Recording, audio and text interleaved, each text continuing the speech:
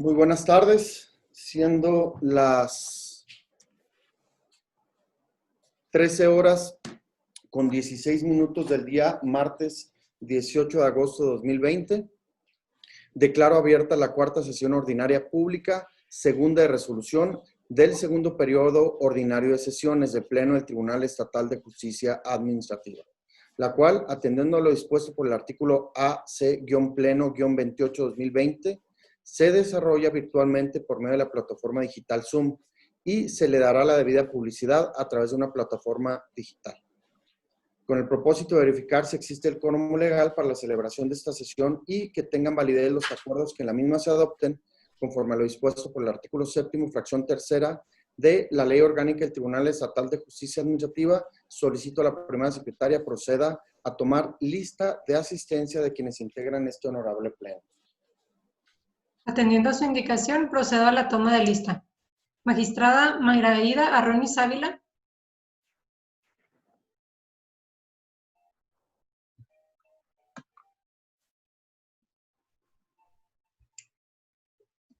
No la escuchamos, magistrada. Presente.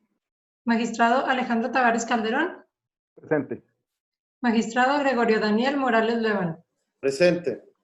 Señor presidente, le informo que se encuentran conectados mediante videoconferencia 3 de las 3 magistraturas integrantes del Pleno. Muchas gracias, secretaria. Visto que nos encontramos en videoconferencia la totalidad de quienes integramos el Pleno y por ende satisfecho el requisito del artículo antes invocado, se declara la existencia del quórum legal para la celebración de esta sesión, la cual está siendo videograbada en términos de la fracción segunda del artículo 7º de la Ley Orgánica del Tribunal Estatal de Justicia Administrativa. Asimismo, agradezco la presencia de la y el secretario de Acuerdos que participan en la sesión. Por parte de la ponencia 1, el licenciado José Humberto Nava Rojas, y por parte de la ponencia 3, la licenciada Paulina Alicia Ramírez Olivas. Para continuar con el desarrollo de la sesión, solicito a la primera secretaria de lectura al orden del día. Por instrucción de la presidencia, me permito dar lectura al orden del día propuesto para esta sesión, en la cual se verá el análisis, discusión y, en su caso, dictar la resolución que corresponda en los siguientes expedientes. De la ponencia 1, a cargo de la magistrada Mayra Aida Arronis Ávila, el expediente 37, diagonal 19-1, recurso de reclamación. De la ponencia 3, a cargo del magistrado Alejandro Tavares Calderón, el expediente 6, diagonal 2020-3, sentencia definitiva. Punto número 3, el expediente 18, diagonal 2020-3, sentencia definitiva. Y punto número 4, expediente 21, diagonal 2020-3, sentencia definitiva. Esos son todos los asuntos en lista. Gracias, secretaria. Leo los asuntos que nos convocan. Solicito a la primera secretaria tenga bien consultar a las magistraturas presentes si tienen observación respecto al contenido del orden del día y, de no existir tal, proceda a la votación de su contenido. En seguimiento a la indicación del presidente, pregunto a las magistraturas presentes si tienen alguna observación en cuanto al contenido del orden del día propuesto. Ninguna manifestación del suscriptor. Ninguna. No. Al no haberse manifestado observación respecto al contenido, pregunto si están de acuerdo en aprobar el orden del día propuesto, por lo que solicito sean tan amables de expresar el sentido de su voto. Magistrada Mayra Aida Arronis Ávila. A favor. Magistrado Alejandro Tavares Calderón. A favor. Magistrado Gregorio Daniel Morales Luevano. A favor. Señor presidente, informo que se ha aprobado por unanimidad de votos el orden del día propuesto. Muchas gracias, secretaria. En vista de lo anterior, solicito la dispensa de la lectura de todos los documentos relacionados con los asuntos descritos en el orden del día, toda vez que fueron remitidos a las magistraturas previamente al desarrollo de la presente sesión. Solicito a la primera secretaria proceda a tomar la votación correspondiente. Pregunto a las magistraturas si están de acuerdo en la dispensa de lectura de los documentos previstos en la convocatoria de la presente sesión, solicitándoles sean tan amables de expresar el sentido de su voto. Magistrada Mayra Aida Arronis Ávila. A favor. Magistrado Alejandro Tavares Calderón. A favor. Magistrado Gregorio Daniel Morales Luevano. A favor. Señor presidente, le comunico que el resultado de este escrutinio es unánime a favor de la dispensa de lectura. Muy bien, continuamos con el orden del día relativo al proyecto de resolución del recurso de reclamación que corresponde al expediente E037-19-1. Solicito a la magistrada Mayraída Arronis Ávila dé cuenta del proyecto de resolución que en este acto propone. Buenas tardes, con el permiso del Pleno. Le solicito por favor a mi primer secretario José Humberto Navarro Rojas, dar cuenta del expediente 37-19-1 del recurso relativo a un contencioso administrativo, juicio de lesividad. ¿Dónde está Humberto? Me parece que se desconectó.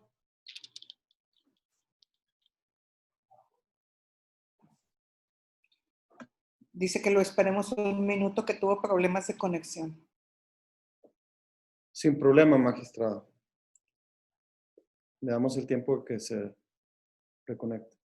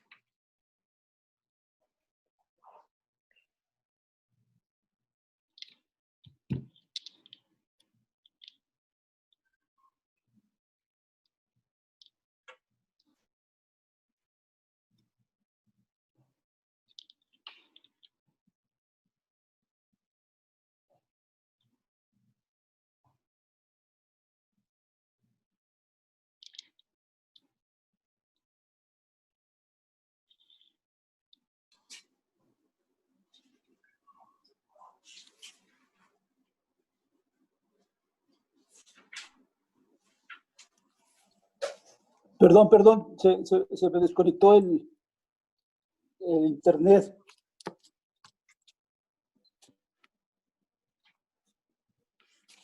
Adelante, secretario, con la cuenta, por favor. Perdón, Pleno, perdón, magistrada. No te preocupes, esto pasa. Perdón.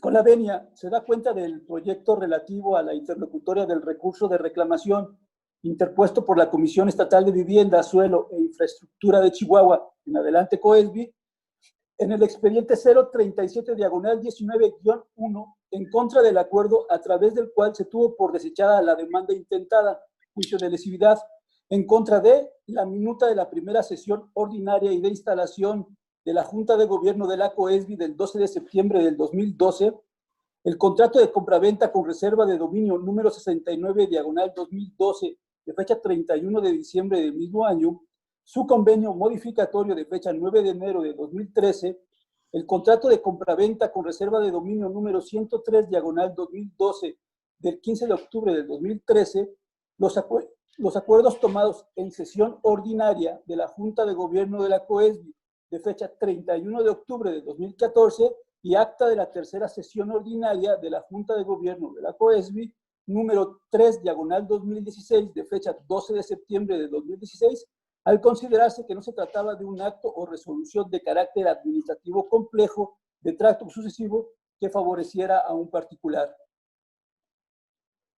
Como causales de procedencia, y que a la vez vienen siendo también los agravios que manifiesta la autoridad recurrente, señala que el juicio contencioso administrativo que nos ocupa debió ser admitido en términos de lo establecido en el artículo 2 de la Ley de Justicia Administrativa del Estado de Chihuahua, en relación con el tercero, fracción 14 de la Ley Orgánica del Tribunal Estatal de Justicia Administrativa, al manifestar que se trata de un acto administrativo o resolución administrativa, toda vez que lo que se controvierte es el primer acto de aplicación en unión a los subsecuentes, configurándose un acto administrativo complejo, y que, conforme al artículo 3, fracción 14 de la Ley Orgánica del Tribunal Estatal de Justicia Administrativa, el juicio contencioso procede contra los actos administrativos definitivos, señalando que al reunirse cada uno de los elementos consignados en el artículo 1634 del Código Administrativo del Estado de Chihuahua, lo procedente era admitir el juicio contencioso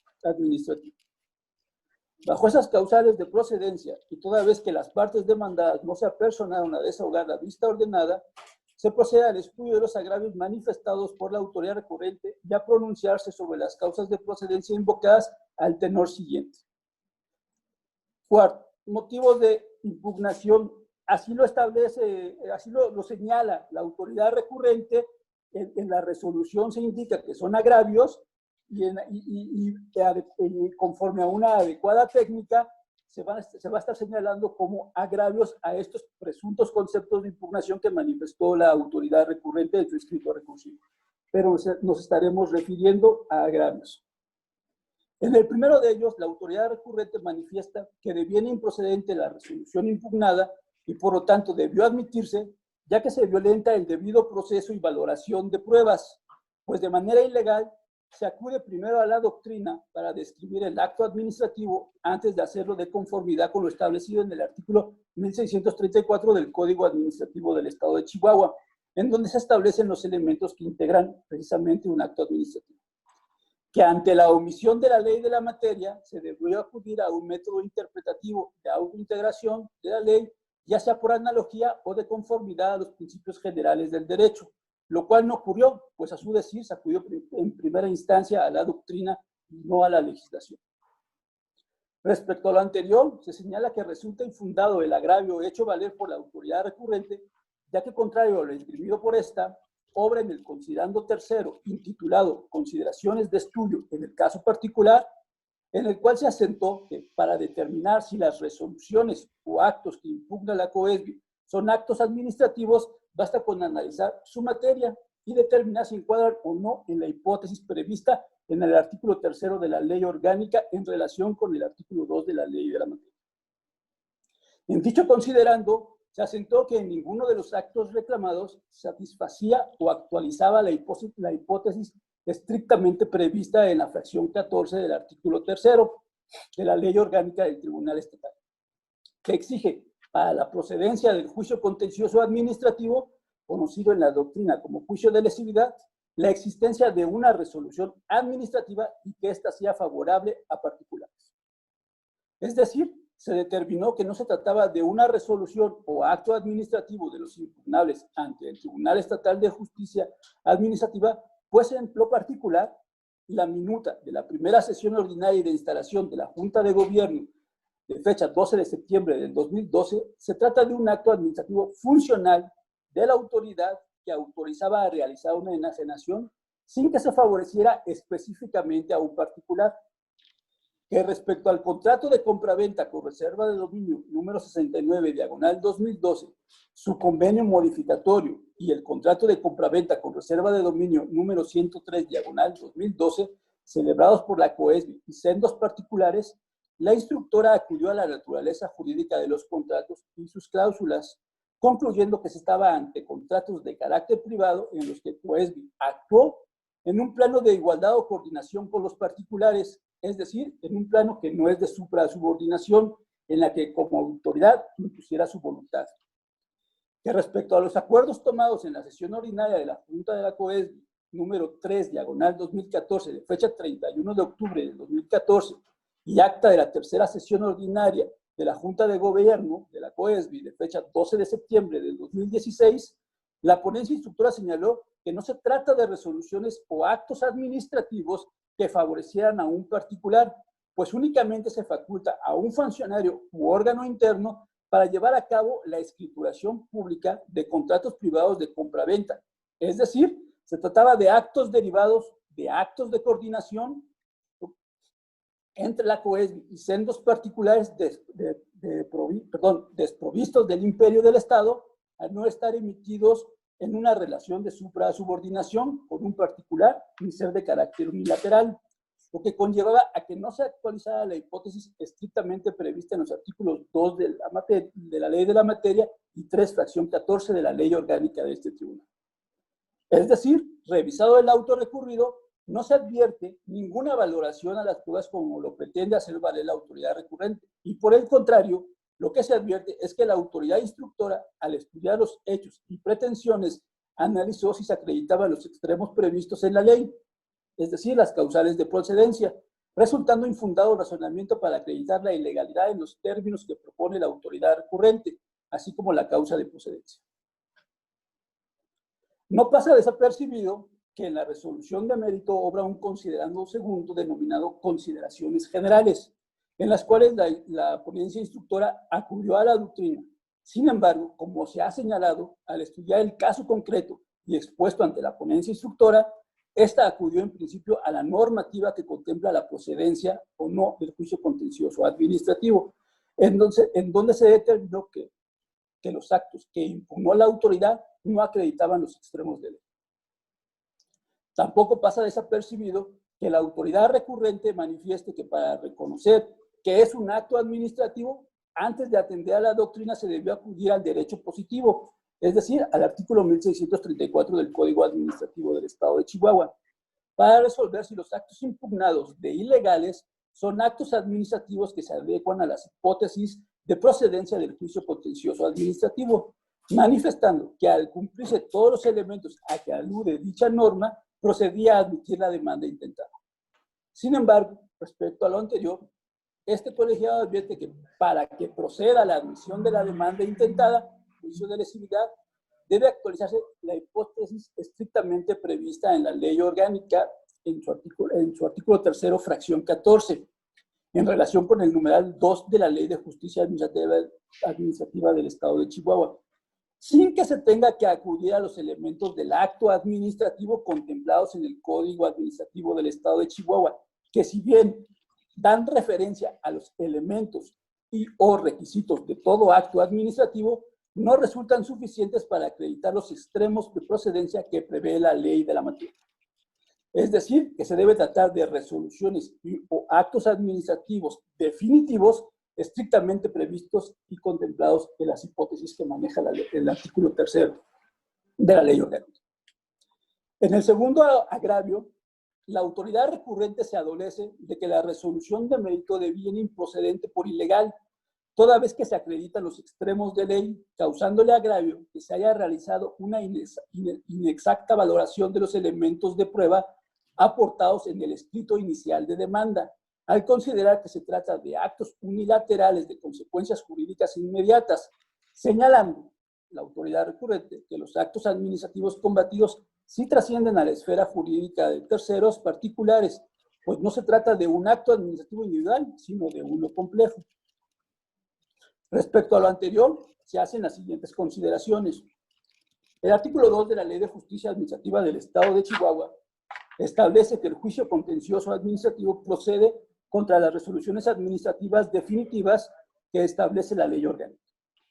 El numeral 3, fracción 14 de la citada ley orgánica delimita expresamente que el tribunal conocerá de los juicios que se promuevan contra las resoluciones definitivas, fracción 14, favorables a particulares cuando se consideren contrarias a la ley. Por su parte, el artículo 14 de la Ley de Justicia Administrativa del Estado de Chihuahua contempla que la demanda se presentará dentro de los plazos siguientes. Fracción 3, de 5 años, cuando las autoridades demanden la modificación o nulidad de una resolución favorable a una persona particular, los que se contarán a partir del día siguiente a la fecha en que éste se haya emitido, salvo que haya producido efectos de tracto sucesivo, caso en el que se podrá demandar la modificación o nulidad en cualquier época sin exceder de los 5 años del último efecto.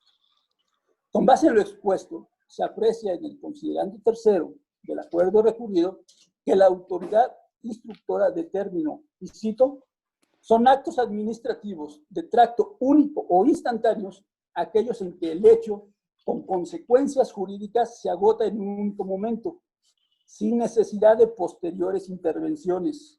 Y por otra parte, que son actos administrativos de tracto sucesivo, constantes o de ejecución continua, aquellos que para que se realicen es necesario que haya un acto constante de autoridad, ya que sus efectos no se consumen inmediatamente. Continúa la cita. Pues se precisa la realización de acciones periódicas para que el acto siga produciendo sus efectos jurídicos, situación que no se actualiza en el presente, ya que los actos impugnados en el escrito inicial de demanda, una vez realizados, sin la necesidad de ejecutar mayores acciones, producen la consecuencia jurídica deseada. En el proyecto que se pone a consideración del Pleno, se razona que, conforme al criterio adoptado por la primera sala de la Suprema Corte de Justicia de la Nación, al resolver la contradicción de tesis 90/2017-PS, en la parte conducente se determinó que para establecer cuándo estamos ante un acto instantáneo o de tracto sucesivo, es pertinente referirnos a la naturaleza de estos, atendiendo a su duración temporal. También esclarece que en cuanto a su duración, los actos de tracto sucesivo o continuos son aquellos que no se agotan por su sola emisión, sino que se desarrollan en diferentes etapas. Es decir, para que se actualice un acto de tracto sucesivo, se necesita un acto constante de autoridad. Esto es, se requiere que su ejecución se prolongue en el tiempo. En tanto que los actos instantáneos son aquellos cuya duración concluye en el momento mismo en que se realiza, porque consisten en acciones que, en cuanto son ejecutados, cesan por sí mismos. Con base en lo anterior y hecho el estudio correspondiente, se tiene que del contenido del acuerdo 004/2012, tomado en la sesión ordinaria de instalación de la Junta de Gobierno de la COESBI, celebrada el 12 de septiembre del 2012, se está ante a una autorización a realizar cualquier contrato traslativo de dominio o de uso, venta, arrendamiento, permuta, enajenación, sobre los bienes inmuebles ahí detallados. Bajo esa descripción, se trata de una orden de ejecución material, autorización, la cual se agota en el mismo momento, sin necesidad de que la autoridad tenga que realizar algún acto sucesivamente para que se actualice la decisión aprobada. Aquí se destaca que la autorización dada, que es la ejecución material del acto, no contiene orden de venta que vaya dirigida a favorecer a un particular. En cuanto a los contratos de compra-venta con reserva de dominio, número 69/2012 y 103/2012, así como el convenio modificatorio del primero de estos, se tiene que estamos ante contratos de compra-venta, situación que no es objetada por la autoridad recurrente, lo cual, en términos de los artículos 2132 y 2133 del Código Civil del Estado de Chihuahua, se perfeccionan cuando las partes han convenido sobre la cosa y su precio, resultando innecesario que se realicen actos sucesivos para perfeccionar el contrato. Es decir, se trata de actos de ejecución instantánea. Por lo que se refiere a la sesión ordinaria número 3/2014, de fecha 31 de octubre de 2014, en la cual se autoriza a llevar a cabo la escrituración de los contratos privados de compraventa de los inmuebles con reserva de dominio, y al acta de la tercera sesión de fecha 12 de septiembre de 2016, en la que se solicita se autorice la cancelación de reserva de dominio. Dichos actos se traducen, cada uno de ellos, en actos cuya ejecución se actualiza y completa con la manifestación expresa de autorizar. En consecuencia, no le asiste la razón a la autoridad recurrente y se declara infundado su agravio, ya que los actos impugnados efectivamente son actos de tracto instantáneo, por lo que se comparte el criterio adoptado por la ponencia instructora en el auto recurrido. Abundando, este colegiado precisa que para la ejecución de un acto, la ejecución del acto pueda estimarse que es de tracto sucesivo, tiene que tomarse en cuenta la ejecución material del acto, que es la que debe prolongarse en el tiempo, de momento a momento, y para ello debe tenerse presente que esa ejecución es constante o sucesiva, lo cual no debe confundirse con los efectos materiales o jurídicos de la ejecución de un acto, que, aunque instantáneo, se puede prolongar en el tiempo. Continuando con el análisis de lo señalado en el agravio segundo, la recurrente manifiesta que los actos impugnados reúnen todos los requisitos de ley que la ley señala para ser motivo del juicio contencioso administrativo, ya que trascienden a la esfera de terceros particulares, agregando que donde la ley no distingue, el juzgador no debe distinguir, argumentando que la instructora fue más allá de lo dispuesto en el artículo 2 de la Ley de Justicia Administrativa del Estado de Chihuahua y 3 de la Ley Orgánica de este tribunal, ya que a su decir, las autoridades de la administración tendrán acción de controvertir una resolución administrativa favorable a una persona cuando estime que es contraria a la ley y que solo compete al tribunal decretar la nulidad de los actos administrativos combatidos una vez que se analiza y fija la litis, no antes, pues está juzgando a priori los hechos. Respecto a lo anterior, hecho el análisis correspondiente al acuerdo recurrido, se determina que resulta infundado el agravio expresado, pues no se advierte que la autoridad instructora haya tildado de legal o ilegal los hechos controvertidos, los hechos descritos por la autoridad demandante, o que se haya pronunciado respecto a la nulidad o no de los actos administrativos. Por el contrario, en el cuerpo del acuerdo de mérito, únicamente se estableció que al no encontrarse ante una resolución de carácter administrativa de las previstas en el artículo 3 de la ley orgánica de este tribunal, resultaba improcedente el juicio contencioso administrativo intentado por la autoridad. En lo tocante al argumento de que el juicio de lesividad es un proceso jurisdiccional al que le resultan aplicables las disposiciones que contiene la Ley de Justicia Administrativa del Estado de Chihuahua para la promoción, tramitación y resolución, donde la autoridad administrativa, en su carácter de actora, acude ante el órgano jurisdiccional sin imperio y combatiendo una resolución favorable al particular, la cual estima lesiva a los intereses públicos y que por lo tanto no resulta aplicable la jurisprudencia de rubro acción de lesividad, existe lesión jurídica al Estado cuando el acto administrativo se dictó en contravención a la ley, legislación del Estado de Michoacán, ya que los supuestos contenidos en el Código de Justicia Administrativa de Michoacán son diversos a los contemplados en nuestra Ley de Justicia Administrativa, se hacen las siguientes consideraciones. En el acuerdo recurrido se aprecia que la instructora señaló que la esencia del juicio contencioso iniciado ante esta autoridad se refiere al promovido por una autoridad en contra de una resolución administrativa favorable a un particular. Figura prevista en los artículos 2, tercer párrafo y 14, fracción tercera de la Ley de Justicia Administrativa del Estado de Chihuahua. Que la resolución administrativa de carácter individual favorable a un particular a que se refiere el citado precepto consiste en el acto de autoridad que se emite de manera concreta y particular y que precisa una situación jurídica favorable a una persona determinada, sin que de modo alguno se den o se fijen criterios generales que puedan o no seguirse por la propia autoridad emisora o por sus inferiores jerárquicos.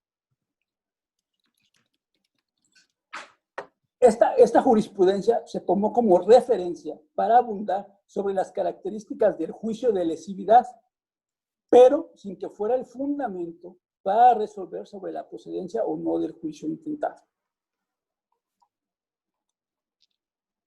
Perdón.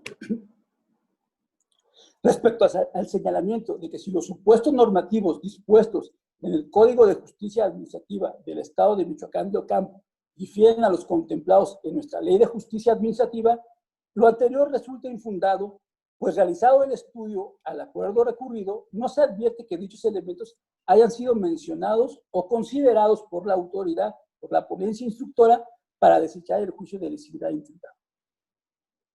En cuanto hace a los agravios tercero, cuarto, quinto, sexto y séptimo, que se sustentan en la base de que estamos en presencia de un acto administrativo complejo de tracto sucesivo y no ante actos unilaterales de consecuencias jurídicas inmediatas, actualizándose el supuesto contenido del artículo 3 de la Ley Orgánica del Tribunal Estatal de Justicia Administrativa, este órgano colegiado, en relación a que se estimó de infundado lo anterior, hace que estos resulten ineficaces, dado que de ninguna manera resultará procedente lo que en dichos agravios aduce, por basarse en la supuesta procedencia de aquello que ya fue tachado de infundado. No obstante lo anterior, se advierten algunas particularidades en cada agravio, mismas que, para no caer en una falta de exhaustividad en la presente resolución, se hacen los siguientes pronunciamientos. En el agravio tercero, la autoridad, además de lo ya dicho, aduce que le causa agravio que se haya utilizado como parámetro para definir si estamos ante la presencia de una autoridad respecto a los actos administrativos, contratos, se refiere específicamente a los contratos de compraventa, en que las cláusulas debían ser exorbitantes, unilaterales, coercitivas o investidas de imperio, y que las consideraciones señaladas en la jurisprudencia 2A/J 164/2011 corresponden únicamente al concepto de autoridad en materia de procedencia del amparo, a lo que se advierte que tal aseveración resulta insuficiente para modificar o declarar el acuerdo recurrido, pues dichos elementos o requisitos necesarios para considerar un acto de autoridad, en este caso, insistimos, el contrato de compra-venta, para efectos de la procedencia del juicio de amparo o para el juicio de nulidad o contencioso administrativo, como lo son la existencia de una relación de supra-subordinación con un particular, que con motivo de esa relación se emitan actos unilaterales a través de los cuales se cree, modifique o extinga por sí o ante sí situaciones jurídicas que afecten la esfera legal de algún particular, son elementos necesarios para distinguir cuando una autoridad actúa como tal. Es decir, se comparte el criterio de que existen actos formalmente administrativos, pero que materialmente no lo son, ante la inexistencia de dichos elementos, lo cual se corrobora con el contenido de la tesis, cuyo rubro es actos de autoridad para efectos de la procedencia del juicio contencioso administrativo, punto, sus elementos. Por lo cual, tal y como lo consideró la ponencia instructora, la carencia de dichos elementos en el acto impugnado impide que sean materia de competencia para el Tribunal Estatal de Justicia Administrativa el juicio intentado. En el agravio cuarto, adicionalmente, la recurrente señala que es improcedente por ilegal la resolución impugnada porque se acreditan los extremos de ley y que la autoridad instructora, al afirmar que la esencia del juicio de lesividad se refiere al promovido por una autoridad en contra de una resolución administrativa favorable a un particular, no es correcta, ya que a su decir, la finalidad del juicio de lesividad es dar cumplimiento a las disposiciones de la ley y no la protección de derechos, y que el error o cualquier vicio de legalidad no puede imperar sobre el interés público. Al respecto, se considera infundado dicho agravio, ya que el razonamiento expuesto por la recurrente parte nuevamente de la idea de que estamos ante un acto administrativo complejo de tracto sucesivo, lo cual por las razones expuestas en la resolución resultan infundadas, por lo cual no se acreditan los extremos de ley como lo señala, ya que para la procedencia del juicio contencioso administrativo intentado, los elementos esenciales son: 1, la calidad de parte actora que recae en la autoridad administrativa que pretende la nulidad de una resolución o acto administrativo que haya dictado. 2, el carácter de parte demandada que recae en un particular que obtuvo una resolución favorable. Es decir, para la procedencia del juicio de lesividad, forzosamente debe contar con estos dos elementos, además de ser un acto administrativo definitivo, sin los cuales resulta improcedente la vía intentada. En cuanto a los agravios quinto y sexto, en los cuales la recurrente reitera que el acuerdo de desechamiento debiera improcedente al realizarse una inexacta valoración individual de las pruebas, al considerar que se trata de actos de tracto sucesivo, de carácter complejo, que cada acto se encuentra relacionado para el perfeccionamiento de la compra-venta de inmuebles, los mismos resultan infundados, pues tal y como la propia autoridad recurrente lo relata, se trata de diversos actos que por las consideraciones señaladas en el acuerdo recurrido y en la presente resolución no acreditan los extremos de procedibilidad exigidos en la ley de la materia.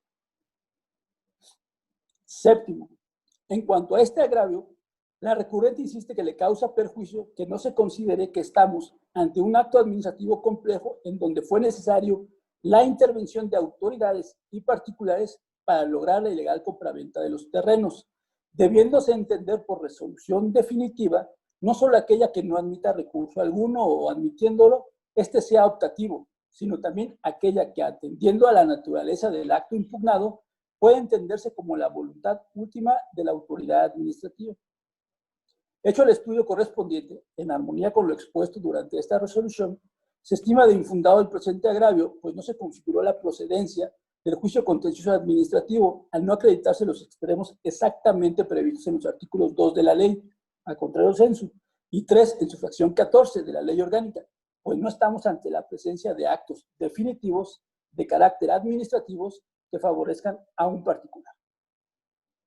Aunado a lo anterior, respecto a la definitividad de los actos para que puedan ser impugnables ante este tribunal, ha sido criterio de este órgano que para que las resoluciones o actos se consideren definitivos, dicho acto o resolución, sea esta expresa o ficta, constituya el producto final o la voluntad definitiva de la administración pública, que el acto definitivo es la manifestación última de la voluntad administrativa es decir, la última resolución dictada en el procedimiento correspondiente, y que la definitividad como presupuesto de procedencia no coarta el derecho de los gobernados para interponer los medios de defensa conducentes a fin de que se resuelva el caso concreto.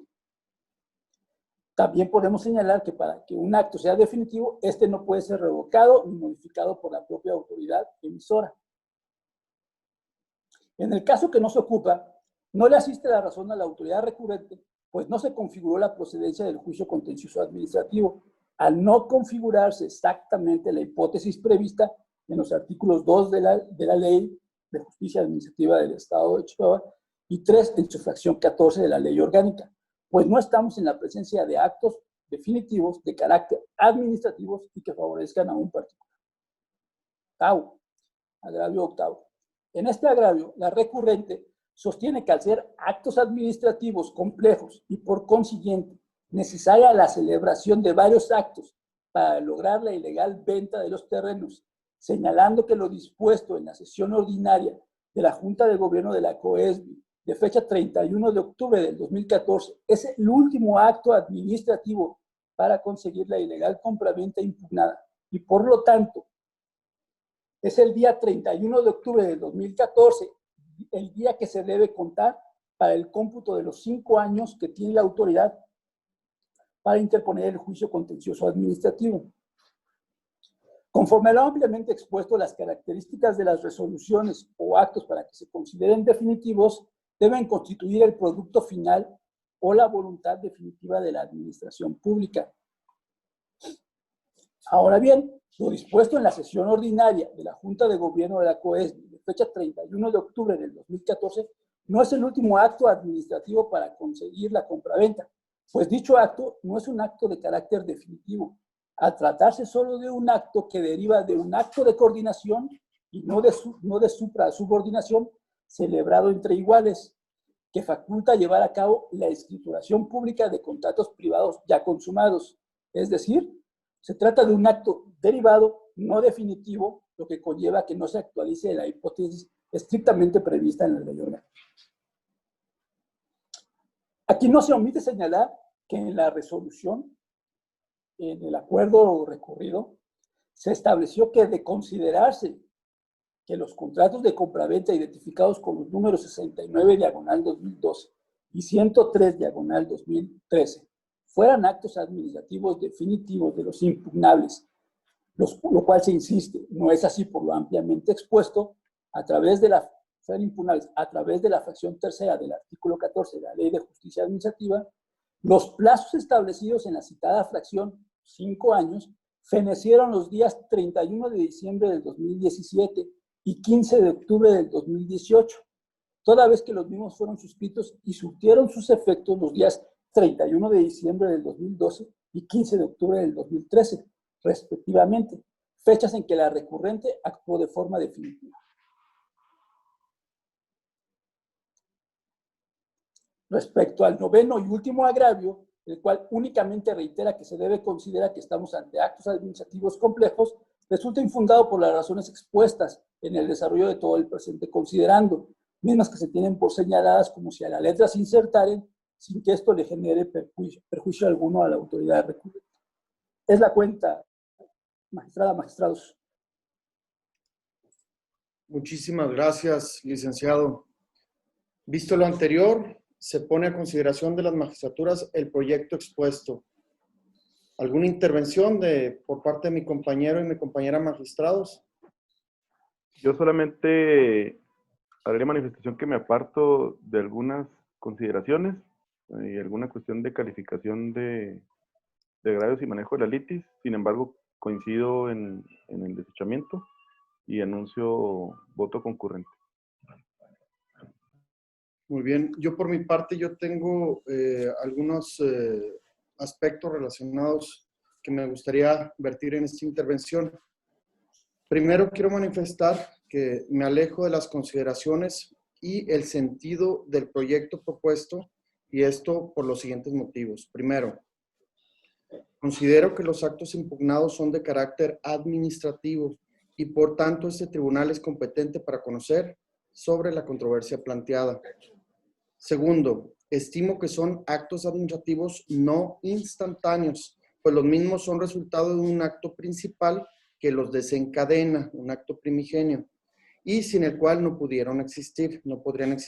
Tercero, los contratos no son de naturaleza civil o privada, tienen carácter administrativo por ser accesorios de un acto administrativo en el que las partes no se encuentran en un plano de igualdad, además de cumplir con las características de, inciso A, celebrarse entre un órgano del poder público en ejercicio de sus funciones administrativas y un particular, inciso B, tener una finalidad de orden público y C, tener un régimen exorbitante en comparación con el derecho civil.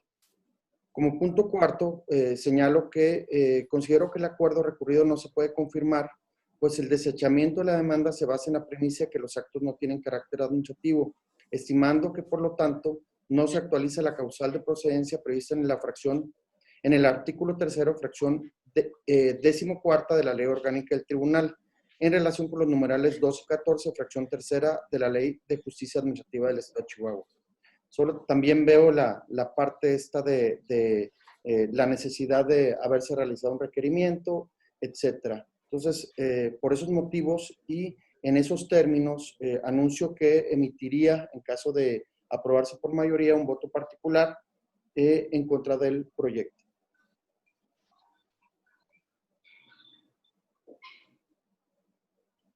¿Alguna otra intervención por parte de mis compañeros magistrados?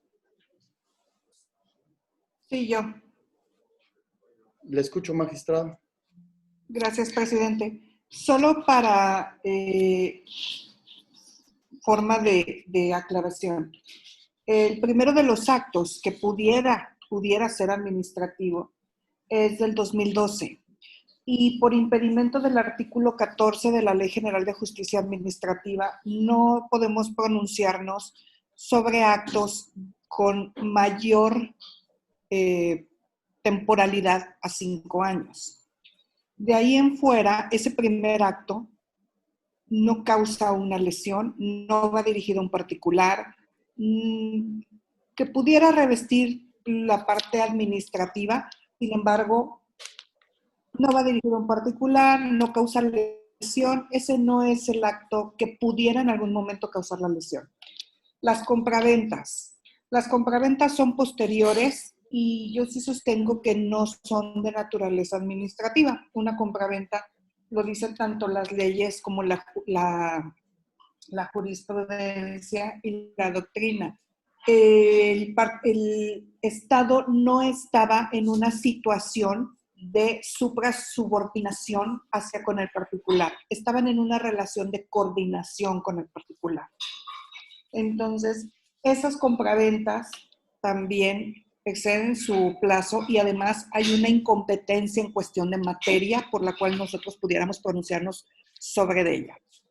Lo demás se dio en la cuenta, tanto la calificación de los actos administrativos, si son complejos, si son de tracto sucesivo, y para no abundar más en lo que ya abundamos en el escrito, sería cuánto.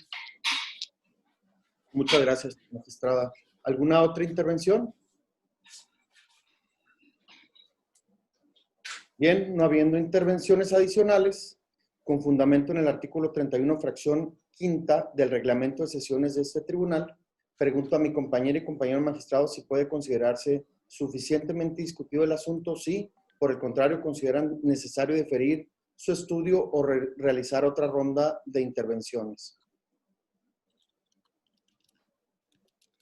Compañeros. No, yo creo que, digo, nada más me llama la atención una cuestión que se introdujo en ese tema, y yo sí creo que la litis está muy acotada.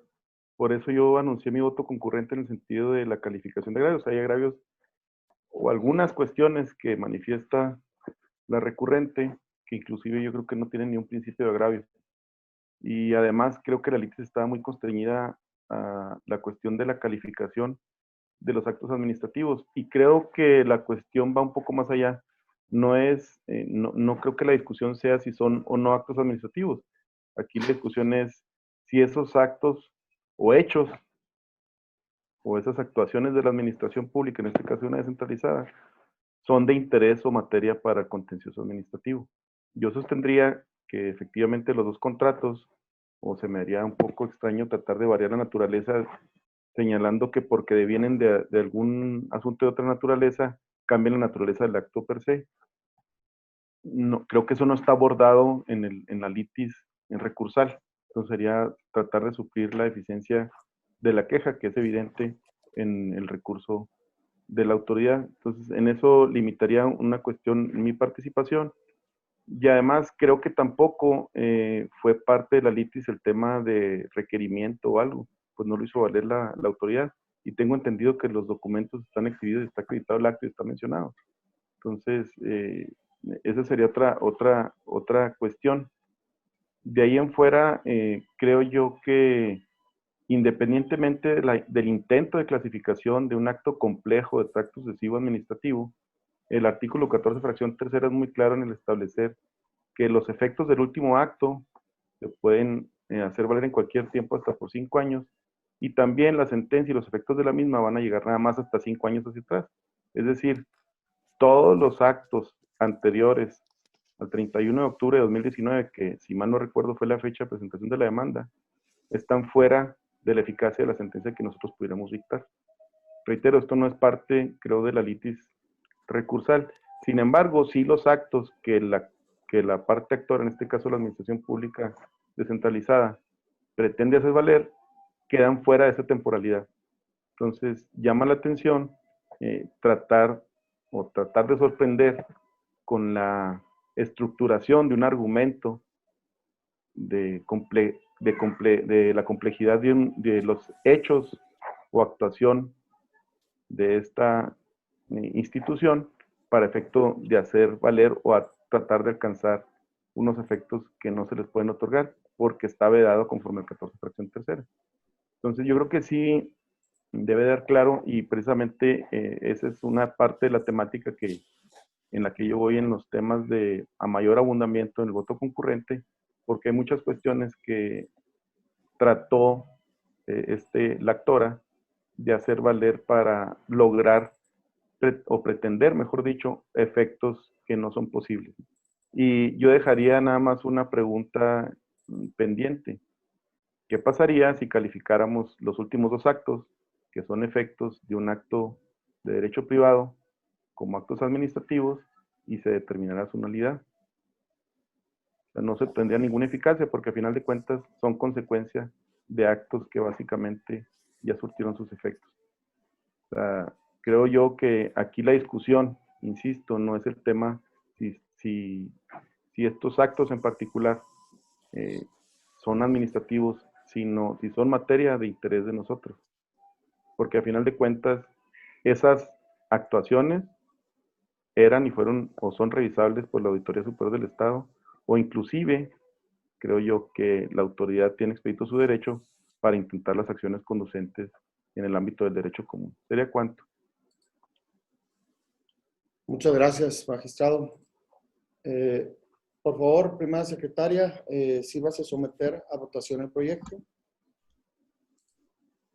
En seguimiento a la indicación del presidente, solicito a las magistraturas presentes sean tan amables de expresar el sentido de su voto respecto al proyecto de resolución del recurso de reclamación correspondiente al expediente 37/19-1. Magistrada Mayra Aida Arronis Ávila.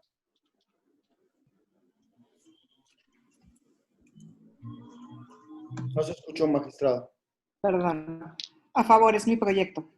Gracias. Magistrado Alejandro Tavares Calderón. A favor en el fondo, apartándome consideraciones y calificación y anunciando voto concurrente. Magistrado Gregorio Daniel Morales Luevano. Voto en contra, anunciando voto particular. Razonado. Magistrado presidente, el proyecto propuesto ha sido aprobado por mayoría de votos, con el voto concurrente del magistrado Alejandro Tavares Calderón y el voto en contra particular del magistrado Gregorio Daniel Morales Luevano, quien lo hará en términos de su intervención. Muchísimas gracias, secretaria. En consecuencia, en cuanto a la resolución de el recurso de reclamación dictada, Dentro del expediente número 037-19-1 se determinan los siguientes resolutivos. Con fundamento en los artículos 67, 68 y 70 de la Ley de Justicia Administrativa del Estado de Chihuahua se resuelve. Primero, es procedente el recurso de reclamación interpuesto por la autoridad recurrente, pero infundados e inoperantes los conceptos de impugnación. Segundo, por lo expuesto no se actualizan causas de procedencia invocadas por la autoridad. Tercero, se confirma el acto recurrido en los términos y por los motivos precisados. Con fundamento en los artículos 76 y 78 de la ley, notifíquese por oficio a la autoridad recurrente. Continuando con el orden del día relativo al proyecto de sentencia definitiva que corresponde al expediente E006-2020-3, solicito al magistrado Alejandro Tavares Calderón dé cuenta del proyecto de resolución que en este acto se propone. Gracias, magistrado. Solicito a la licenciada Paulina Ramírez Olivas, primera secretaria de esta ponencia, que sirva a dar cuenta con el proyecto sometido a consideración de este pleno. Y pediría o solicitaría que se permitiera dar cuenta conjunta en su caso de los asuntos que así lo permitan.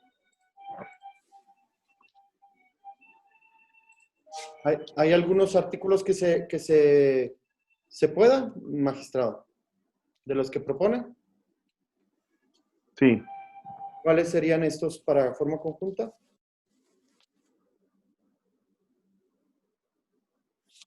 O secretaria, ¿cuáles serían?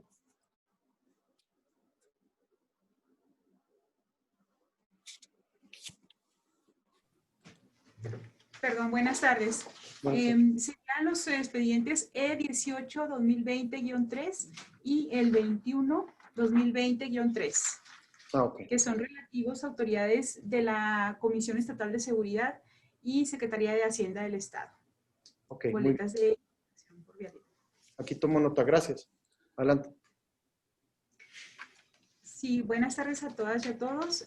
Con el permiso del Pleno, magistrada, magistrados, procedo a dar cuenta del expediente 006-2020-3.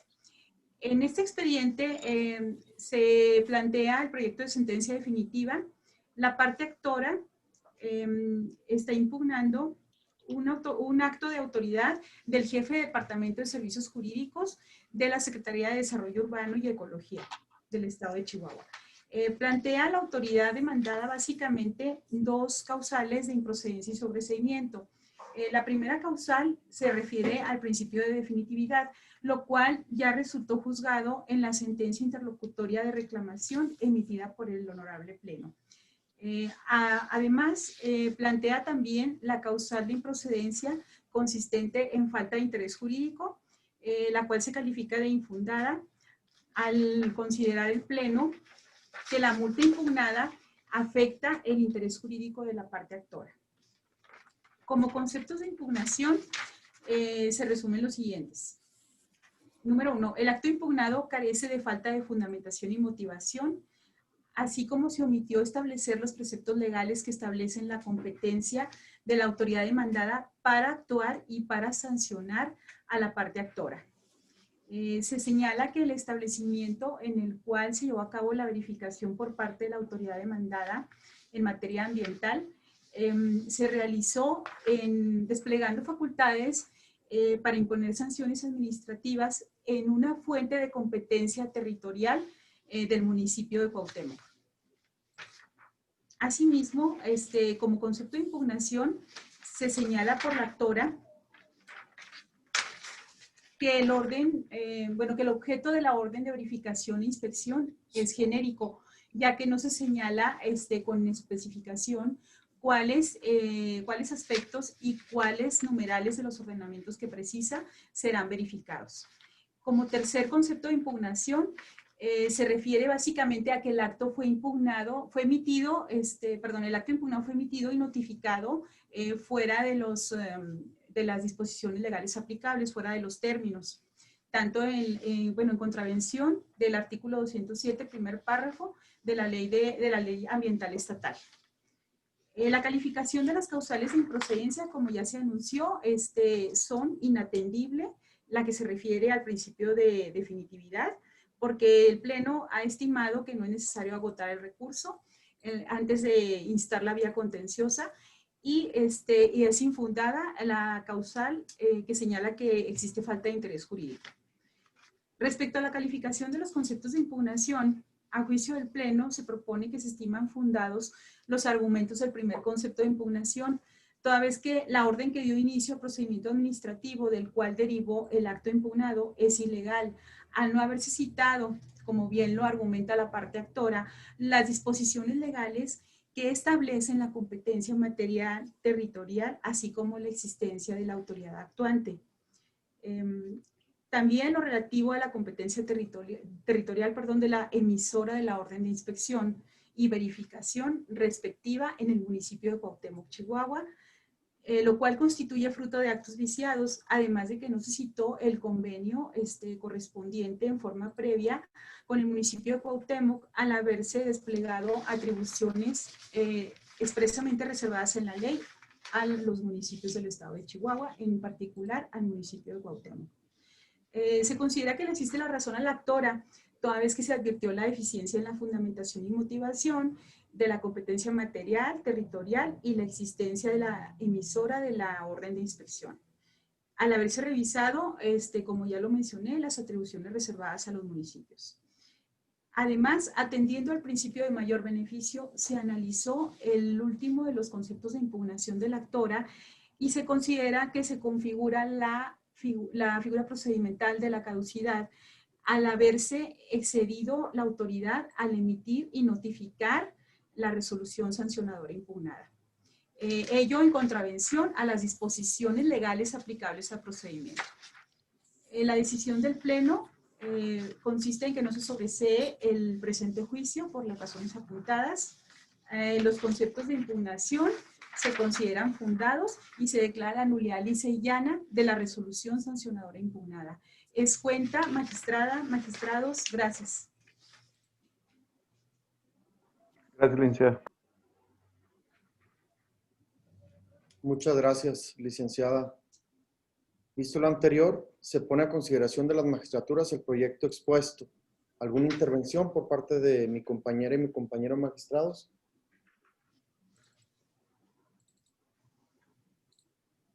No. Adelante, magistrada, perdón. Adelante. Sí, yo nada más para comentar que estoy de acuerdo con el proyecto. Nada más me apartaría de una consideración de supletoriedad del Código de Procedimientos Civiles. ¿Es cuánto? Muchas gracias, magistrada.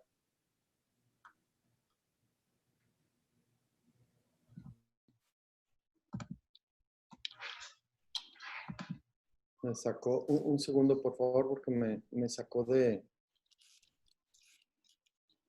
archivo.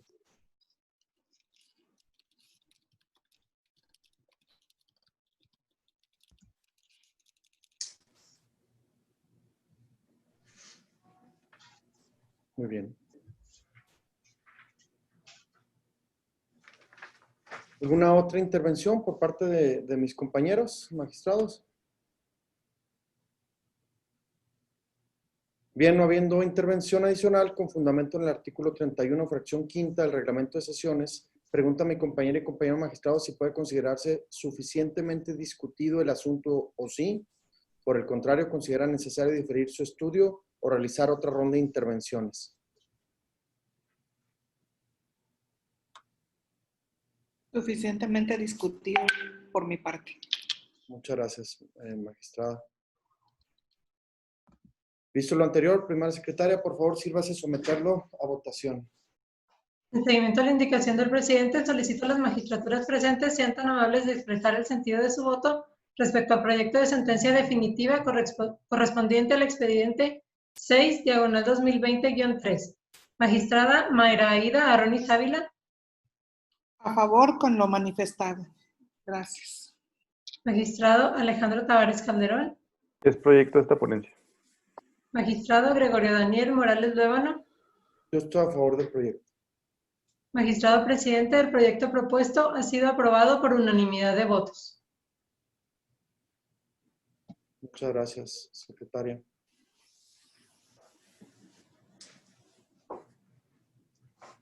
En consecuencia, en cuanto a la sentencia definitiva dictada dentro del expediente número 006, diagonal 2020-3, se determina lo siguiente, resolutivos. Primero, es inoperante por inatendible la primera causal de improcedencia y sobreseimiento resulta infundada la segunda causal planteada por la autoridad demandada, por lo expuesto y fundado en el apartado 6.3.1, subnumerales 6.3.1.1 y 6.3.1.2 de este fallo, respectivamente.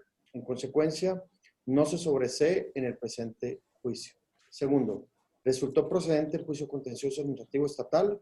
Tercero, la parte actora reitó su pretensión. En consecuencia, cuarto, se declara la nulidad lisa y llana del acto impugnado por los motivos y fundamentos expuestos en el apartado 6.3.2 de la presente resolución. Notifíquese a quién y como corresponde.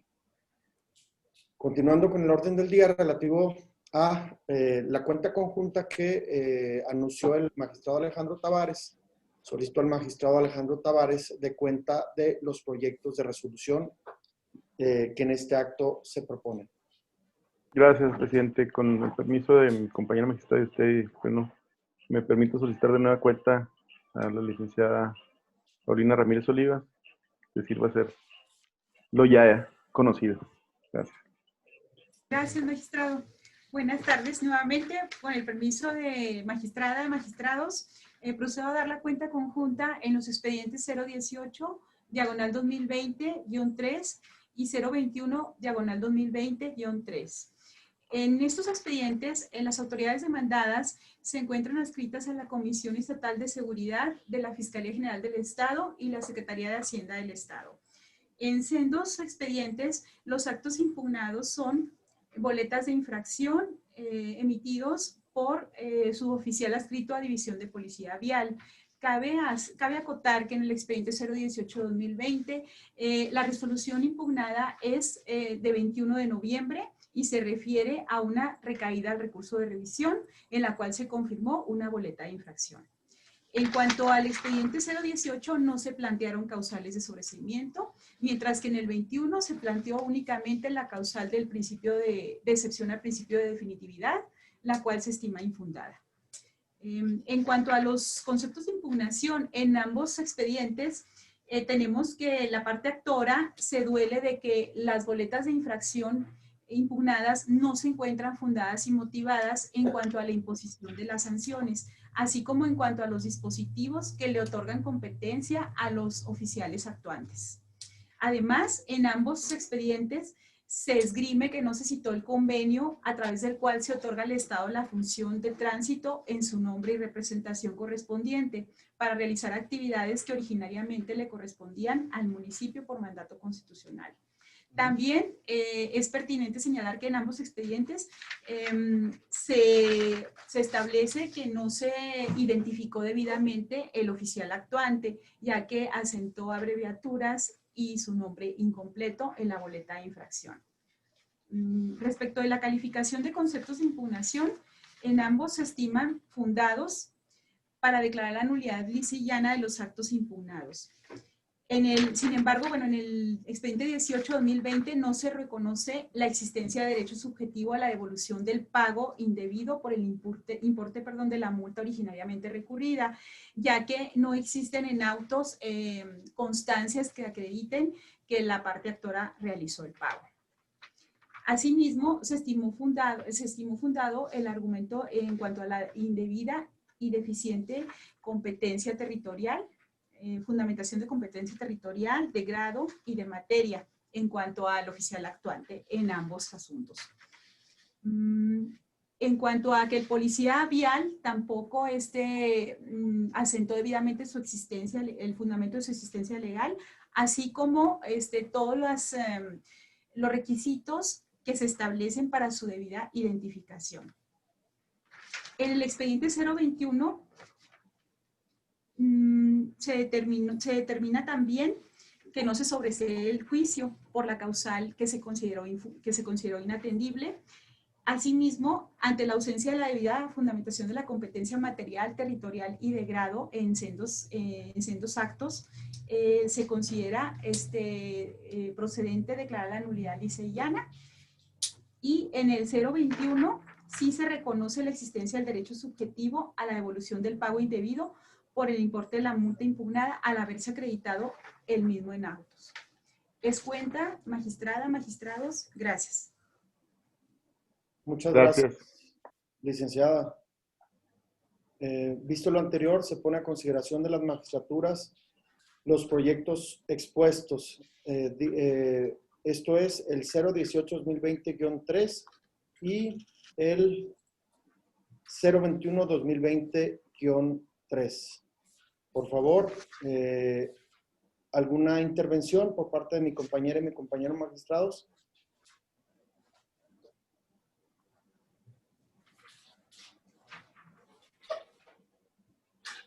No, ¿verdad? No los vi a todos. No, ok. Perfecto. No, de mi parte no. Bien, no habiendo intervenciones, con fundamento en el 31, fracción quinta del reglamento de sesiones, en el artículo 31 me refiero, pregunta a mi compañera y mi compañero magistrado si puede considerarse suficientemente discutido el asunto o si, por el contrario, considera necesario diferir su estudio o realizar otra ronda de intervenciones. Por Muy mí bien. es... Gracias. Visto lo anterior, primera secretaria, por favor, sírvase someterlo a votación. Atendiendo a la indicación del presidente, solicito a las magistraturas presentes sean tan amables de expresar el sentido de su voto respecto a los proyectos de sentencia definitiva correspondientes a los expedientes 018/2020-3 y 021/2020-3. Magistrada Mayra Aida Arronis Ávila. A favor de ambos proyectos. Magistrado Alejandro Tavares Calderón. Son propuesta de esta ponencia. Magistrado Gregorio Daniel Morales Luébano. A favor de ambos proyectos. Magistrado presidente, los proyectos propuestos han sido aprobados por unanimidad de votos. Muchas gracias, secretaria.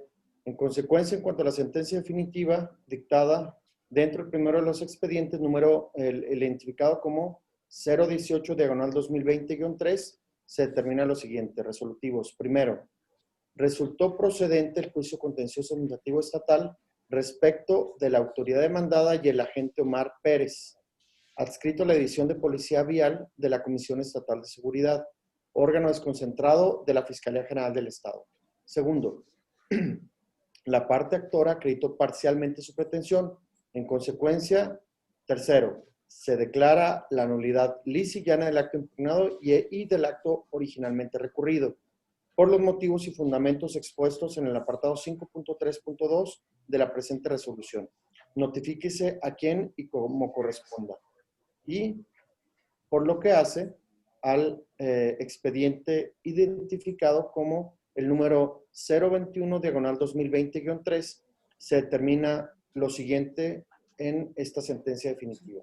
Resolutivos. Primero, resultó infundada la causal de improcedencia y sobreseimiento planteada por la autoridad demandada, denominada Secretaría de Hacienda del Estado de Chihuahua, por los motivos y fundamentos expuestos en el apartado 5.3.1.1.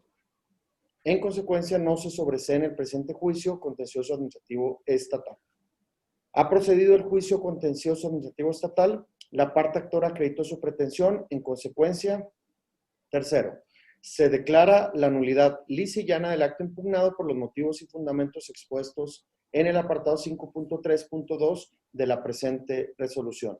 Cuarto, se reconoce la existencia del derecho subjetivo a la devolución del pago indebido por el importe de la multa contenida en el acto impugnado. Es que por aquella hizo la parte actora. Notifíquese a quién y cómo corresponda. Habiéndose agotado el orden del día propuesto para esta sesión y no habiendo otro asunto que tratar, se da por terminada, siendo las 14:26 del día de su inicio. Muy buenas tardes.